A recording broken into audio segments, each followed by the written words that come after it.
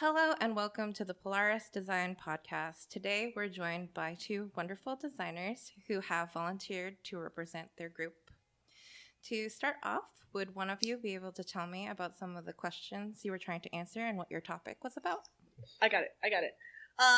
So our topic's original title, we haven't decided if the title needs to change or not, is called Mechanical Comedy in Games.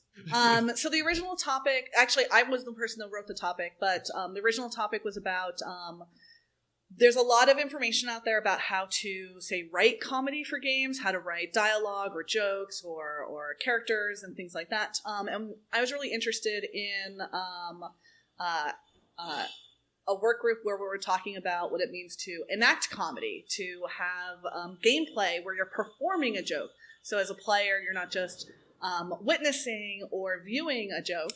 We were really interested in talking about what it means for a player to perform a joke rather than witness or observe a joke that, say, a developer had put into the game. We looked at a bunch of different games as examples, as like things like Dark Souls being funny and sometimes, but also Among Us, Fall Guys, things like that are like inherently funny games, but like the funny part comes out of like the player pressing buttons on a controller. And that's sort of like the difference between like the comedy coming out and, say, the dialogue. So just like, how can gameplay be funny? Nice. And before we go any further, I'd love a quick intro to who you are and what drew you to the topic personally. I'll start. Yeah, I'm Liz England. I am a game designer, like most people here. And what drew me to the topics is just that I really like funny games, and I really like systems games, and I like games where players are telling stories about the things that they've done in a game. And I find a lot of those stories are very funny. A lot of those stories that I make in games are very funny. And so I started thinking, like, okay, are there rules or things that we could do to like make it so that players could make jokes in games at a much easier rate, and what that might look like. Yeah, I'm Claude Jerome. I'm also a game designer, like many here as well. What drew me actually took me a bit to figure out. I found myself thinking about how much I actually have a hard time with games that try to be really funny, like when the sort of purpose is to tell you a joke. But I love when I'm telling my friends stories about games that I'm playing, or like there's a funny interaction between systems. And as a designer who sort of focuses on mechanics and systems and interactions, like that just kind of vibe with me. And so I really love talking to Liz about it and just like diving deep on what makes those click, what makes those funny, what makes those expressive. It's been really fun. Wonderful. Can you walk us through some of the findings you've made so far, or the evolution of your topic subject up until now? Want to take this one?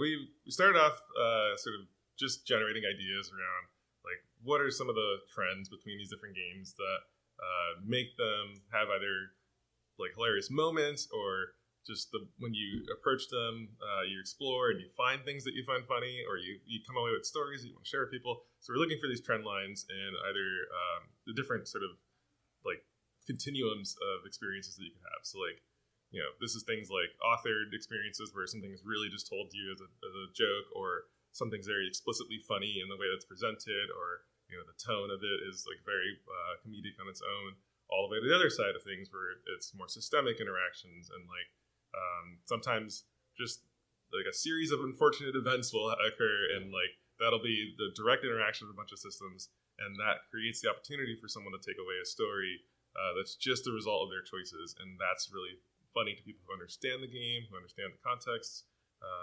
Sometimes even just the juxtaposition of like the sort of performance of the character who looks like they should be really competent, all of a sudden paired with the incompetence of the pilot controlling them, right?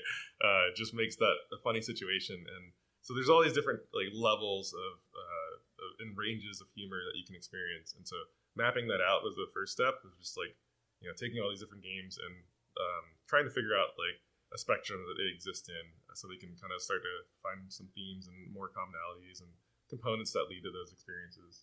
Yeah, and like one of the first things we did too was sit down and just brainstorm what are games that we thought were mechanically funny. Mm-hmm. And like as we were looking at them, it's like, okay, but these are some weird games, right? Because like I already mentioned, like, we think Dark Souls is a very funny game. I think a lot of people think it's a very funny game, but it's such a serious tone that it feels like, okay, but where does that fit? What does that even mean? And then you compare it to something like,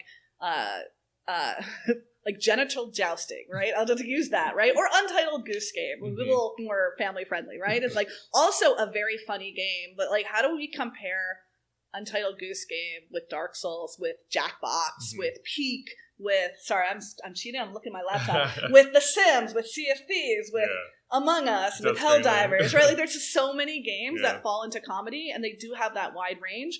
And so it did take us a long time. We did have a number of different axes that we could possibly look at. The one we kind of settled on, although we'll probably change the language for it, was sort of a continuum between, like, the developer has a specific joke that they want to tell, but the player needs to be in on the joke. They need to perform the joke, but it's sort of like sometimes it's like a setup, or if it's like here's a dynamic that we want you as the player to perform a joke in, but we know what the joke is and you're going to find it funny, but we need you to participate for this joke to even be said.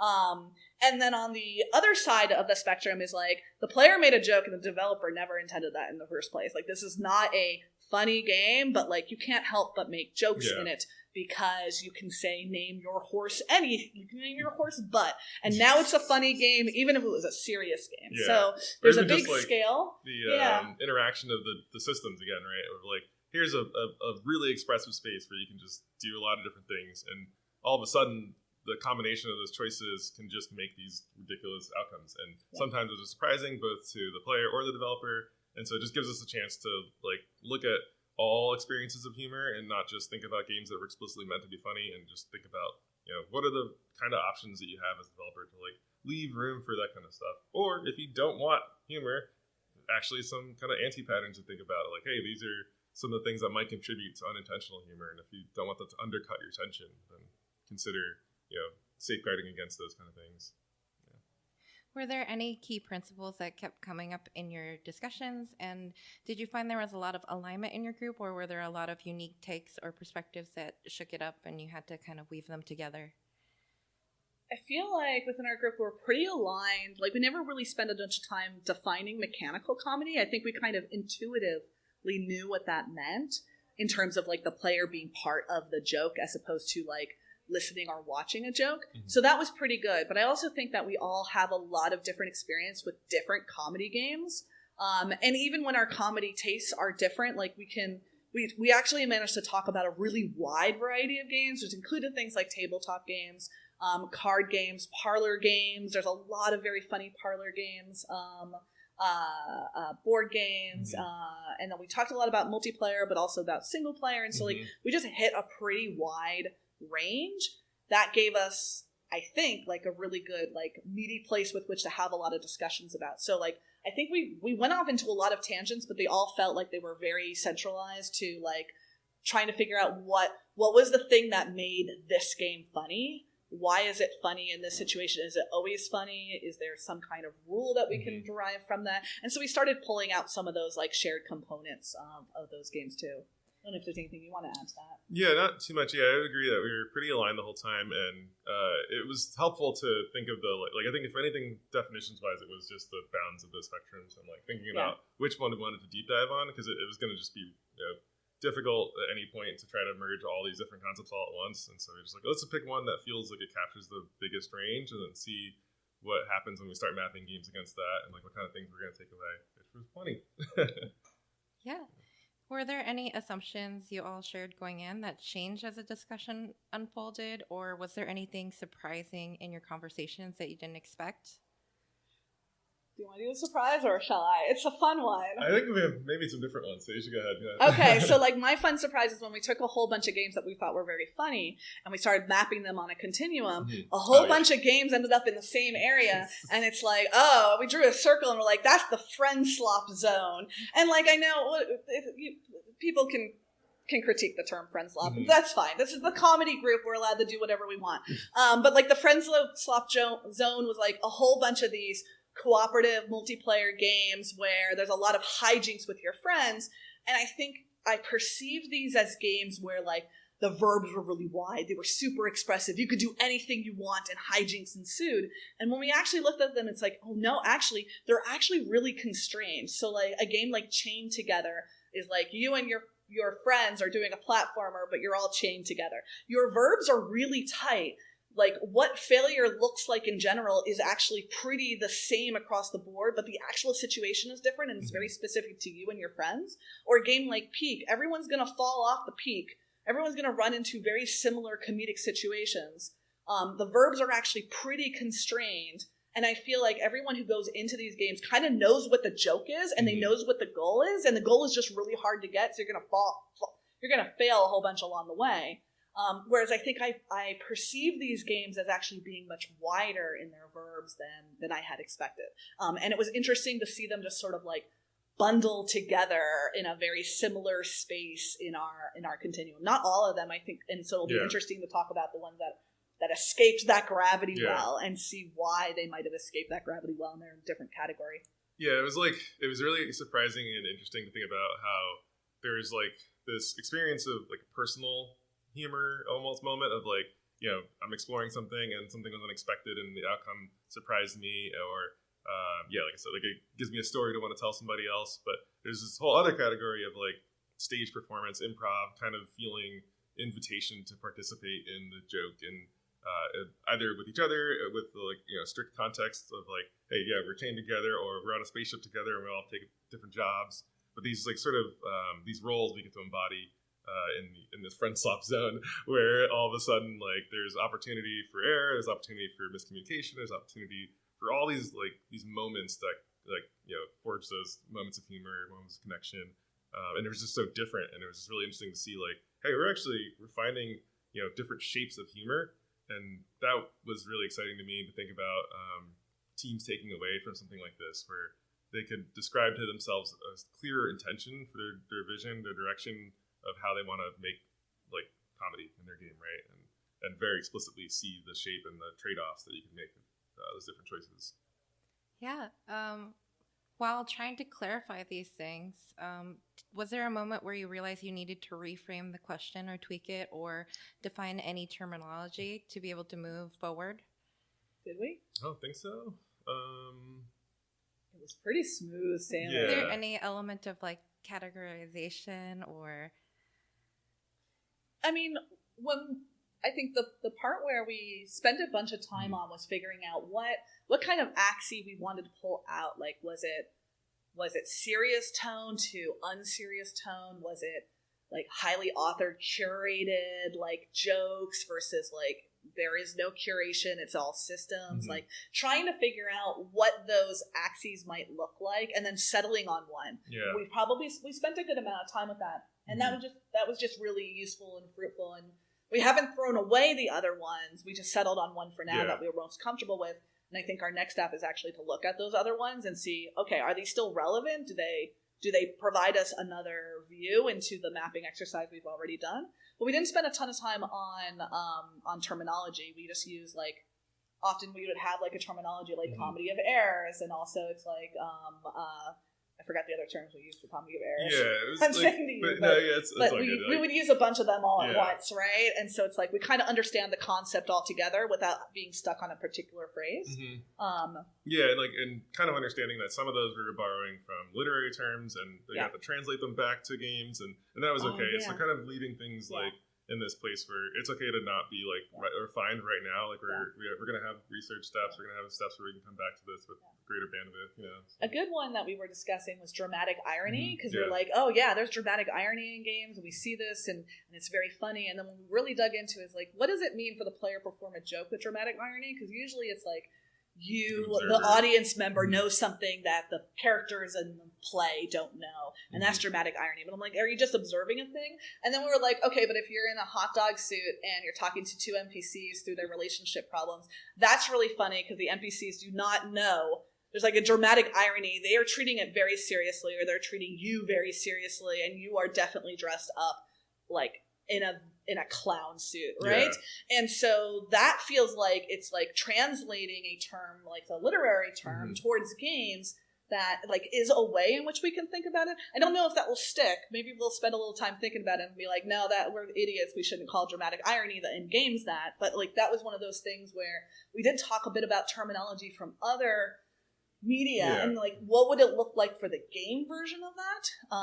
Yep. No, I would agree with that. Yeah, and like there's something magical as well about like finding the negative space here and saying like, you know, not every experience that's humorous is in a game that is about being funny, and that's okay, and trying to describe that helps you to either leave room for that or not. And like there was just some clarity that came for that for me as well, so that was surprising.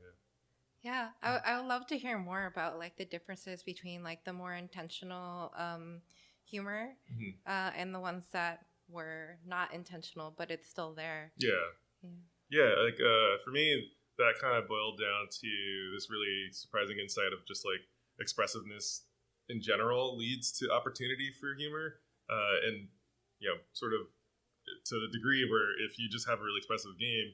And like I said earlier, like if it may undercut the tension that you're trying to create, because just having the ability to walk around, spin around, push things over at any given time, or dress up like with a banana on your head, whatever. Like all those things those are just different forms of expressiveness that can take away from some intended like curated outcome. A couple examples maybe to like frame it around too is like when you think about like, well, the player's performing the joke, but it's a very authored joke, might be something like to a T. Right? It's like, I don't have a choice. I'll walk around in a T-pose. I have to walk around in a T-pose and live in this world, and there's comedy involved in that, but it is a specific joke the developer's telling, but it's not funny until you play it, and it's the experience of playing it and doing those actions that helps bring out the comedy. And so you can think about that as a highly curated. And we'll say like on the far opposite end, one of my favorite games of all time is like Dwarf Fortress, right? Is it intrinsically a comedy game? There's probably elements of like highly procedural generated systemic games that like they can't escape the comedy gravity well, which is probably why I love them so much.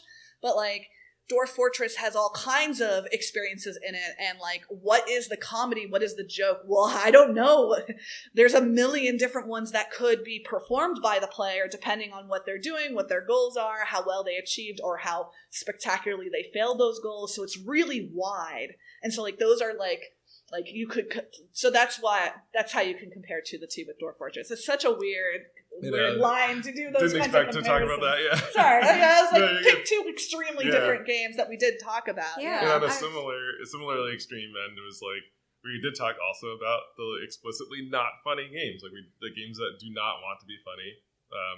That Dragon Cancer came up, and as like an example of where you wouldn't want to inject any humor, you wouldn't want to take away from sort of the thing that was trying to create the experience. Serious Nordic LARPs was a good one that we talked about, where there's like a social contract where like a lot of role-playing games can be extremely funny, right? But a serious Nordic LARP is like, there's a social contract in place of the kinds of expression that you are or are not allowed to have when you're playing this. And when you deviate from this, when you're like, I'm going to make the serious moment funny, there's a social consequence to it. And so that was interesting to just sort of look at, to be like, what are the kinds of games that prevent players from being a jackass? To be funny, be funny, right? Like, how do you actually prevent that? Helped us a little bit understand what it meant to encourage it, to allow for it. Yeah, it sort of validated the notion that, like, the degree of expressiveness can lead to the funniness. And so by pulling back in a game like That Dragon Cancer, where you just can't do other things to disturb the sort of flow of the narrative and the experience, similarly with Nordic LARPs, like, if you violate the rules, there are consequences that would basically deter you from doing that. And there's outcomes that, in that community you wouldn't want to break that contract for as well. So, like, effectively another version of limiting expressivity, right? Yeah. I heard you mention Dark Souls earlier. Do you find Dark Souls a very expressive game? Yes, yeah. And, like, it's funny in the context of the game as well, just from, like, the repetition, right? So, like, I'm dying over and over and over again, which makes it kind of easier for me to like see the deaths in a silly way sometimes, of like kind of like poking fun at my own choices, which is oftentimes what humor does, is it takes something real and it pokes fun at it. It allows you to kind of like have this introspective journey with it. And so when I'm considering, should I drink this Estus flask right now? Is this the time? I'm gonna do it, and then boom, right? Like that can be considered funny, right? That's like a moment where I can like let the levity kind of live in for a second. Because now I'm gonna try again, and it's not that big of a deal. Like, I think there's like all this kind of weird juxtaposition between the serious tone and the experience of playing a Dark Souls game or Elden Ring. And I always think about it in terms of like, you are a hero, or maybe you're not actually a hero, but you get the idea, right? Like, you are the protagonist, you have defeated gods on the way here, you know, you are kitted out, you have, you know, all of your powers, you have done so much in the game, and you've just defeated, you know, another boss, and you come out of the room and it's like, I'm amazing, and then a bird swipes you and you fall off a cliff, and then you hit a landing, and then you fall off of that one, and you hit another landing. And there's something that's very, like, silly about, like, the physical aspect of, like, I fell off the cliff again because I just wasn't paying attention, and I underestimated, their zombie just came out of the closet and hit me, right? And sometimes it's like the developer definitely put them there in order to like grab you when you climb to the top of the ladder. And the first time you learn, oh, okay, there's a zombie up there going to grab me. And then after that, you're paying attention. And at some point, you let that attention slasp, and you're not paying attention anymore, and you just get bodied by them again.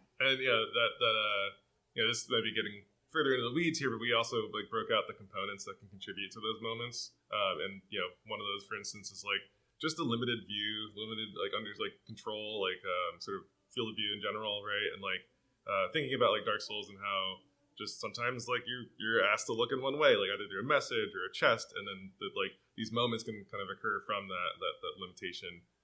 And so in general, we were kind of looking for more of those like little pieces that can contribute, so someone could pick a handful, consider how those would contribute to the overall goal. Yeah, it's funny because I would normally think that Dark Souls isn't intentionally trying to be funny, but some of the level design setup where they put the enemies, I'm like, someone's having fun there. Someone's having fun. Yeah. So you also mentioned some tangential topics.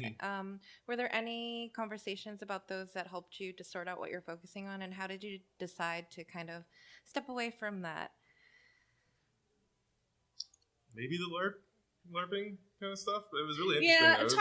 I think talking about not funny games is kind of useful, but ends up being a distraction. We did spend quite a bit of time talking about games that are really only telling a specific joke. So, like, someone brought up Resident Evil 4 remake. Like, you can step on a rake and it'll hit you.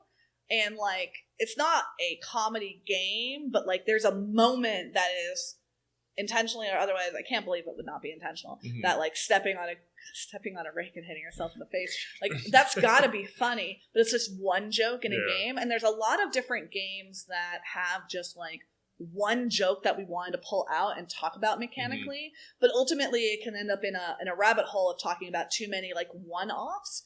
And it was better, I think, when we took a step back and we're like, okay, actually the game as a whole or large portions of the game. So when we talk about a Dark Souls game, we're talking about the way in which you experience death in that game.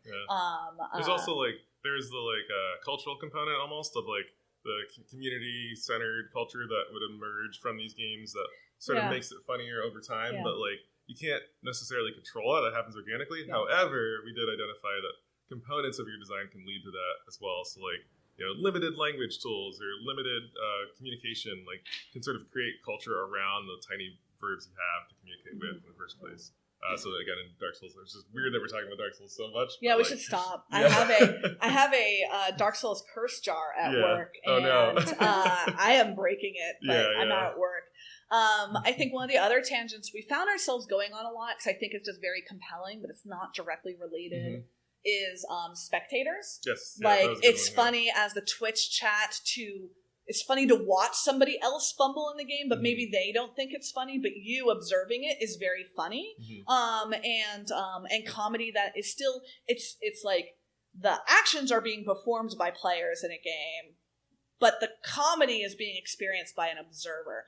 And those are interesting to talk about because I think spectators and the role of spectators to, say, Twitch performers or players as performers and the spectator experience is really compelling to designers, but doesn't quite fit into, well, designing games for comedy mechanics, right? Yeah, especially when you think about, like, the lens of interactive comedy, right? Like, taking place in the joke together, like, performing the joke. And so the spectator experience is a part of the overall ecosystem, I suppose, but yeah, it wasn't so much what we were explicitly trying to figure out a design space for. Yeah, that's interesting. I'm just going on a tangent because, like, when I think of Sea of Thieves, we do consider a lot of spectator stuff, and so yeah, it's fun to hear about that. If you had to distill the conversation that you had today, what are the highlight takeaways that really stood out to you? I think for me, it's like, I think highlights is, okay, I wouldn't say it gets perfectly distilled by this, but a highlight for me that I felt like was distills like the usefulness, I guess, of it. It was like thinking about a comedy of errors being sort of built by creating space for error in your systems and your mechanics, like leaving a lot of room for making mistakes and sort of like things that can contribute to the mistakes, like constraints that are shifting or the environment pressing back on you, or constraints that are relying on other players, and systems that have like lots of executional opportunities, right? You could do it the wrong way or the right way, and the wrong way may be hard to discover until you do, and then it fails spectacularly, right? And like a lot of different like opportunities around failure, basically. I think that like you can bring some levity to with the performance that comes with that, and like, yeah, I don't know, there was something really insightful about that overall that I found as a good highlight. Yeah. Were they the same for you, Liz? Or? It's hard because it's like I'm right in the middle of it, so it's like I find that like the mapping exercise we did with trying to place games on an axis was really useful because I was able to be like, that group there, that's my home, that's my happy place, and it was kind of nice to see them group up. But I don't know what that takeaway is going to be yet. Yeah. You know? Although I will add one piece there, which was another surprising insight, which was like, yeah, when we did this mapping exercise, you could visually start to see like there was this trend line of like games with authored jokes, games with like that were very explicitly trying to tell you the joke, and there's a lot of them. Like this isn't like a perfect index yet, but like it was just interesting to see like how many more there were there than the more like nuanced, discovered sort of player expressiveness driven humor. And so it spoke to like the purpose of something like this being like, hey, like here are some tools to kind of explore this space a little bit better, right? Like because it does seem like it's easier for us as developers to lean on the tools of writing to tell jokes and to be funny than it is to intentionally create those moments or create opportunities for those moments that end up resonating as really funny to players, either in a game that's explicitly meant to be funny or not, right? So yeah, that was really interesting to think about. Those are great takeaways. But like, since you're in the middle of things, as a last question, what are your next steps? What are you most excited about diving into next? We're going to see if there's... So like I mentioned before, we have some other axes that we just kind of like put aside that we didn't really look at. And I'm excited to kind of put them next to our mapping exercise and just be like, does it tell us anything or no, right? It's just sort of like the investigation step of like let's come back to some other ideas that we had real early in the morning and see if any of these actually still have legs and can teach us something about what we have so far uncovered, right? Or how we are thinking about games and saying like, actually, are there two axes? Or is there just really one really long, wide one? Or is it one wide one, but like you can still like put circles around things to kind of like create like, I don't want to say subgenre identities, but it feels a little bit like subgenre identities. And it's like, here's where they fall when we talk about the comedy. And like the other thing that we were doing before we took a break for this was we started mapping like specific techniques that seem to be the thing that we latch onto as like, what is funny about this game? Oh, because they did this. Like the mechanics allowed for this. There was frustrating controls. It was proximity chat in a multiplayer game. Like there's just like a lot of really good emote system, right? Like all those sort of things we're started to identify, and that becomes useful. Those become the useful techniques that we can use later when we're actually like trying to design a thing and be like, so what's my palette with which to allow players to be funny? I have a palette, right? Exactly. It's like being able to give people a tool to say, this is the type of humor, this is the shape of it, and then these are the ways I can get there, and differently, like depending on the subjective goals of my game, right? And like, to different degrees, like, all the way from like systems design to like just offering the ability to rename something, right? Like just kind of considering the effectiveness, the efficiency against the like space and the intentionality. Like it's just feels like it'll actually be something that I can imagine teams starting to move a little faster with, because this stuff is easy to turn on. Well, I don't want to take up any more of your time, but thank you so much for sharing your topic and your process, and I can't wait to read your paper. All right. Cool. Thank you. Thank you.